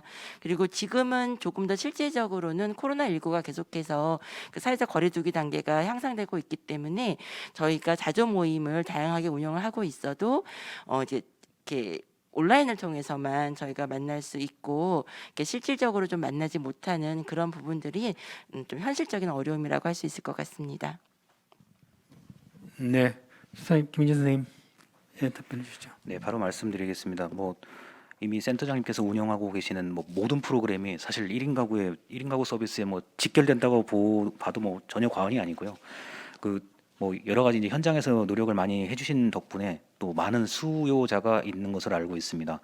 뭐 사업을 이제 제가 그냥 알고 있는 것만 이게 나열을 하면은 뭐 1인 가구 안전 도어 지킴이 요새 이제 혼자 사시는 분들 문 이제 저 단속에 또 어려움을 겪으실 수 있기 때문에 그런 서비스가 있고요. 그리고 뭐 스마트 보안 등 설치 사업도 있고 CCTV 설치 사업은 뭐 서울시 모든 자치구에서 굉장히 심혈을 기울이고 있는 사업이고 그리고 이제 어르신들의 이제 고독사 예방에 관련돼서 문안 서비스를 하고 있는 것으로 알고 있습니다.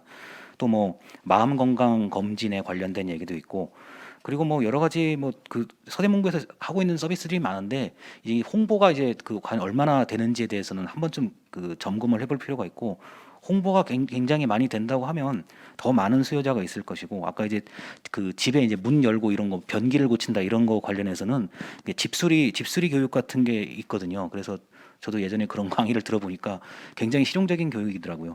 그래서 그런 뭐 등등 여러 가지 서비스가 많은데 앞으로 더 정책 홍보가 많이 이루어졌으면 좋겠습니다. 이상입니다. 네, 답변이 됐으리라고 보고요. 또 질문을 받도록 하겠습니다. 네, 부탁합니다. 네, 너무나 많은 관심을 가지고 준비해 주셔서 감사드리고 지금 저희가 변민희 발제자님 의견 중에 질문할 게 있는데요. 지금 저희에게 설명해 주신 것들은 1인 가구의 현실 상황에 대해서 많이 설명해 주셨는데 준비해 주신 자료에는 사실 벤치마킹을 위한 삶의 질 제고를 위한 정책 사례들이 있어요. 그래서 거기에 있는 해외 사례 중에 우리나라에서 혹시 벤치마킹 하고 있는 사례들이 있는지 그리고 또 변민희 센터장님께서 생각하시기에 우리나라에 적용하기에 가장 좋은 모델이 어떤 게 있을지 들어보고 싶고요. 또 공통 질문이 하나 있는데요.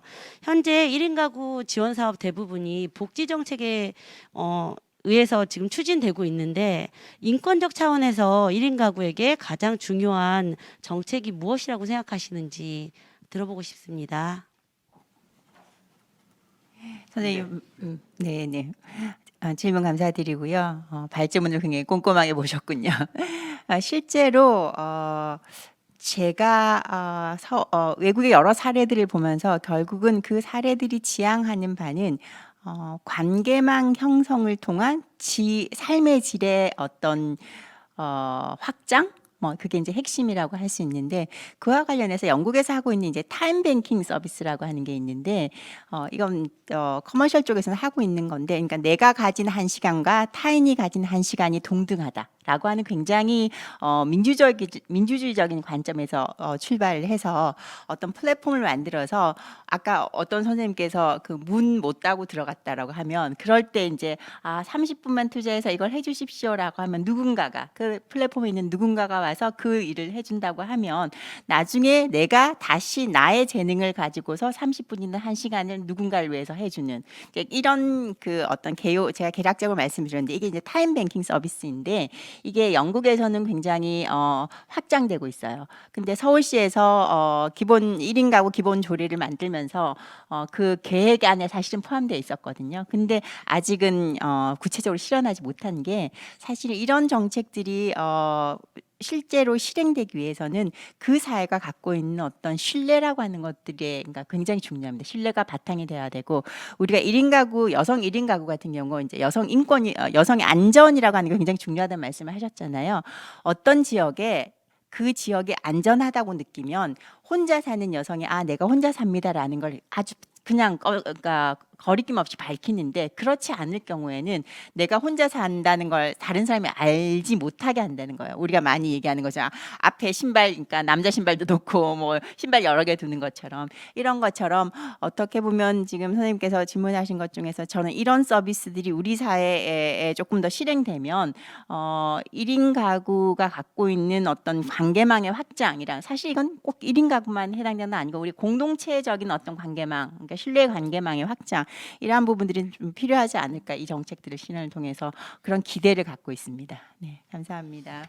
그 두 번째로 질문하신 그 1인 가구 정책이 주로 이제 복지 정책에 이제 초점이 맞춰져 있는데 이걸 이제 인근적 차원에서 만약에 한다면 적용해 본다면 가장 필요한 게 뭘까? 이거 두 번째 질문이셨죠? 이제 공통 질문을 주셨는데 세 분 중에서 어떤 분이 답을 네네 김지승.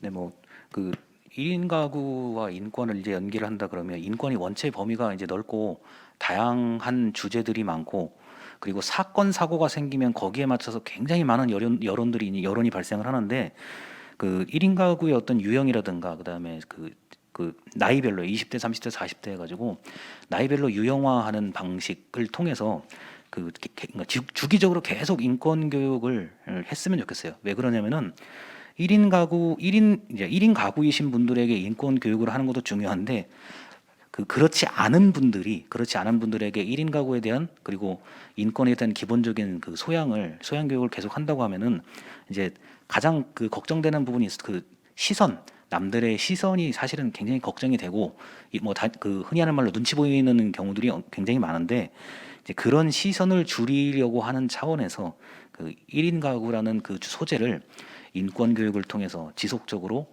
넓게 구청에서 추진을 했으면 좋겠고 특히나 이제 인권을 담당하는 이제 부서 입장에서는 그 교육이 즉 홍보거든요. 그래서 홍보가 또 교육이기도 하기 때문에 그러한 노력을 계속 기울여 주셨으면 어떨까 그렇게 생각합니다. 이상입니다. 네, 감사합니다. 답변 되셨겠죠? 네. 자, 그러면 이제 플로어에서 현장에서 하는 질의응답은 여기서 마무리를 짓고요. 이제 유튜브를 시청하시는 분들께 질문의 기회를 넘기도록 하겠습니다. 좀 질문을 정리하셨나요?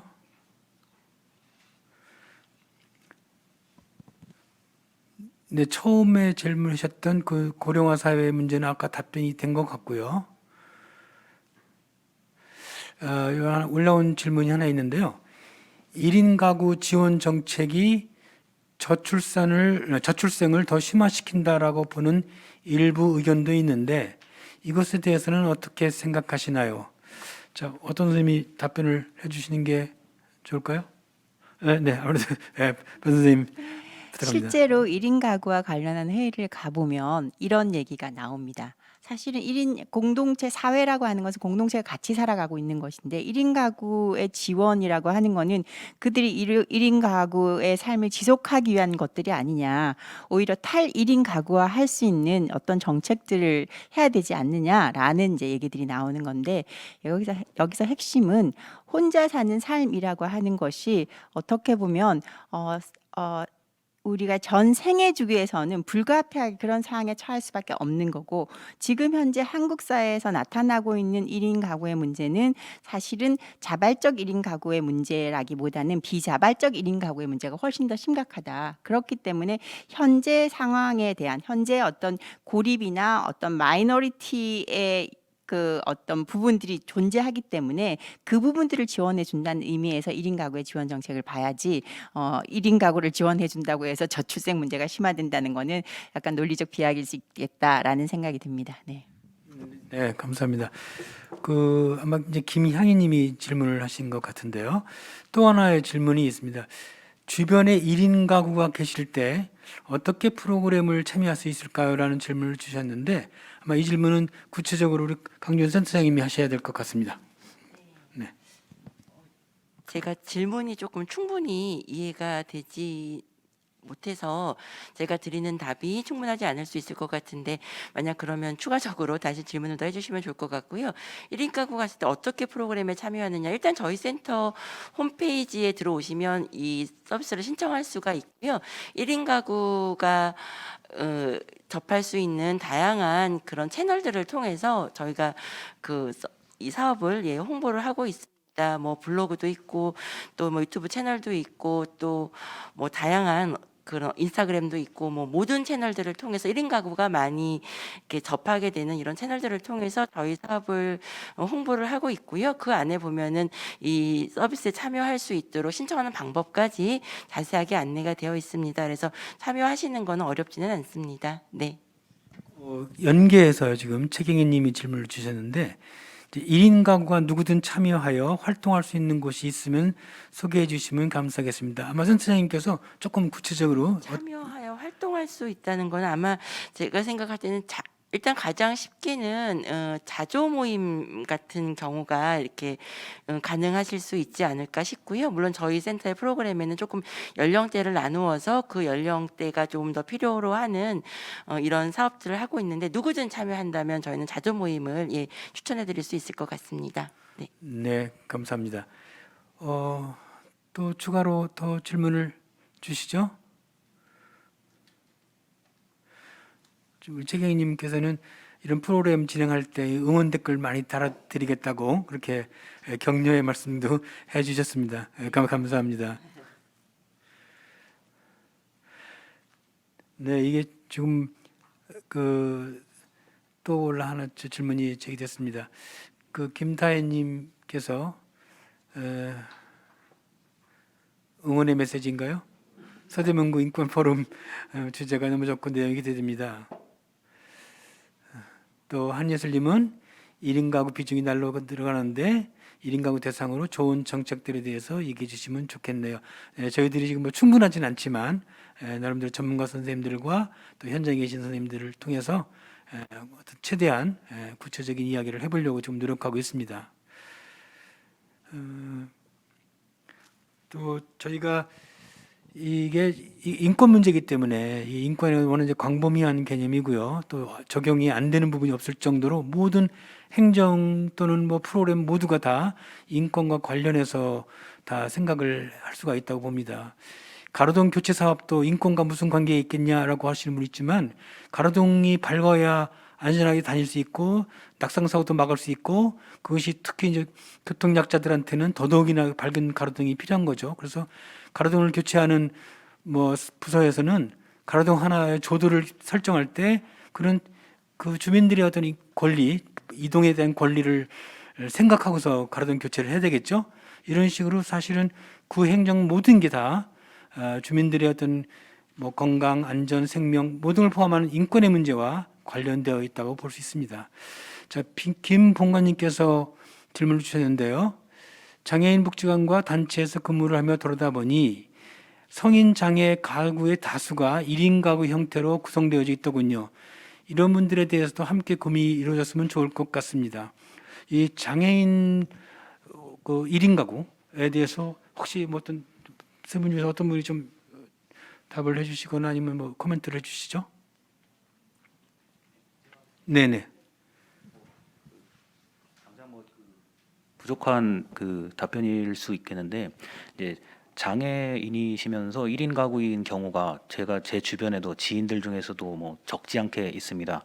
그래서 더욱더 이제 어려움이 가중되는 상황인데, 특히나 이제 지금 1인 가구이면서 장애를 가지고 계신 분들이 흔히 말하는 더 이제 인권 문제에 좀 더 취약하다 또는 노출되어 있다, 이렇게 이제 말씀을 드릴 수가 있고, 이게 이걸 인권하고 연결을 하려고 그러면 굉장히 또 그 주제가 또 포괄적인 그런 내용이 될 수밖에 없기 때문에, 일단은 그 지방자치단체와 그리고 중앙정부 차원에서 이러한 수요를 빨리 발굴을 해서 그런 분들이 어디에 어떻게 살고 계시고 어떤 어떤 욕구가 있으신지를 잘 파악을 해야 되는 게 먼저일 것 같습니다.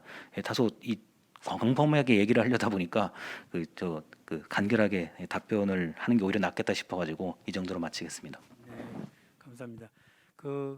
임권택님께서는 1인 가구 프로그램 활성화를 더욱더 많이, 또 지원 정책 참여 프로그램 소개 다양화로 접할 수 있는 길을 모색해 주세요라고 하는 요청을 해주셨습니다. 아마 저희들이 다 이걸 모니터링을 하고요, 이걸 다 기록하고 그래서 실제 이제 현 구청에 이 담당하신 선생님들께서 다 전달하도록 하겠습니다. 또 유채경님은 감사합니다. 오늘 인권 포럼이 우리 서대문 지역사회 인권 확장에 도움이 될 것으로 생각합니다. 이런 포럼이 자주 또는 정기적으로 열리기를 희망하며 기대합니다. 저희 인권위원회에서요, 또 뭐 인권 포럼뿐만 아니라 또 여러 가지 다양한 프로그램들을 사실은 운영을 하고 있어요. 그중에 대표적인 하나가 이제 인권 교육, 뭐 인권 영화 상영 뭐 이런 게 있는데, 그래서 그 서대문구청 인권위원회 홈페이지에 들어와 보시면은 아주 다양한 프로그램을 하면서 참여할 수 있는 길이 많이 있습니다. 그러니까 많이 좀 활용을 해주시고요. 또 한 가지 저희 인권위뿐만 아니라 구청에서는 이런 좋은 프로그램들을 주민들이 가까이서 피부로 느낄 수 있도록 또는 이런 프로그램들을 쉽게 접근성이 용이하도록 해야 하는 홍보의 노력이 꼭 필요하고요. 저도 그렇게 하려고 노력을 하도록 하겠습니다. 저기 이제 아까 중장년 저 1인 가구 발제하신 선생님께서 사회적 시선에 대해서 좀 말씀을 해주셨어요. 이제 1인 가구에 대한 사회적 편견 또는 뭐 오해 같은 것들이 좀 있을 수 있죠. 또 우리 사회에 여러 가지 편견과 혐오의 용어들이 좀 난무하는 상황에서 새롭게 지금 우리 사회에 대세로 등장한 1인 가구로서의 삶을 제3자의 시각에서 오해하거나 또는 곡해하거나 또 심지어는 혐오의 감정을 표현하는 경우도 없잖아 있을 거라고 봅니다. 이런 것들은 어떤 특정한 프로그램을 통해서 개선되기가 쉽지는 않겠지만 어떻든 제일 중요한 것은 인권에 대한 감수성을 높이는 일이라고 보고요. 그런 감수성을 높이는 일 중에 가장 중요한 것이 인권교육입니다. 근데 이거 인권교육은 서대문구 인권위원회에서 하는 교육만이 아니고 사실은 가정에서 또는 직장에서 학교에서 사회에서 각각 단위별로 거기에 필요한 또는 거기에 적절한 인권 교육들이 이루어져야 된다고 봅니다. 그래서 이거는 사실은 장기적인 목표이기도 하고 또 효과가 당장 나타나는 건 아니지만 지속적인 여러 층위별로의 어떤 인권 교육을 계속해서 사회가 시행해야 된다고 봅니다.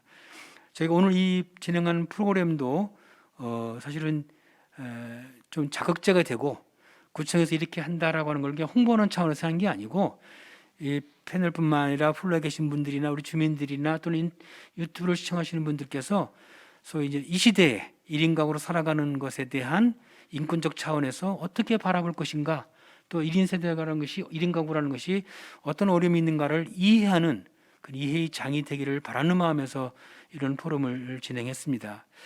자, 이 포럼을 마무리에 짓기에 앞서서 혹시 이제 저희 발제자 선생님들께 한마디씩 마무리 멘트를 좀 부탁을 드릴까 합니다. 준비되신 순서대로 이 포럼에 대한 마무리 멘트를 하나씩 해 주시죠.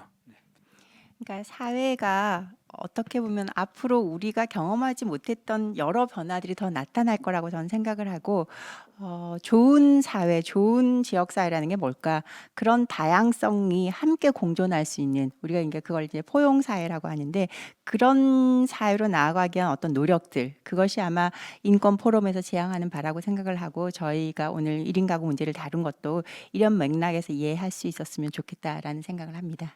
네, 감사합니다. 또 혹시 김민재 선생님? 네. 오늘 인권 포럼이 끝이 아니라 어차피 내년에도 계속 할 거라고 믿어 의심치 않기 때문에 그때는 더 많은 분들이 현장에서 더 격이 없는 그리고 더 많은 이야기를 할 수 있는 그런 자리가 있었으면 합니다. 감사합니다. 네, 감사합니다.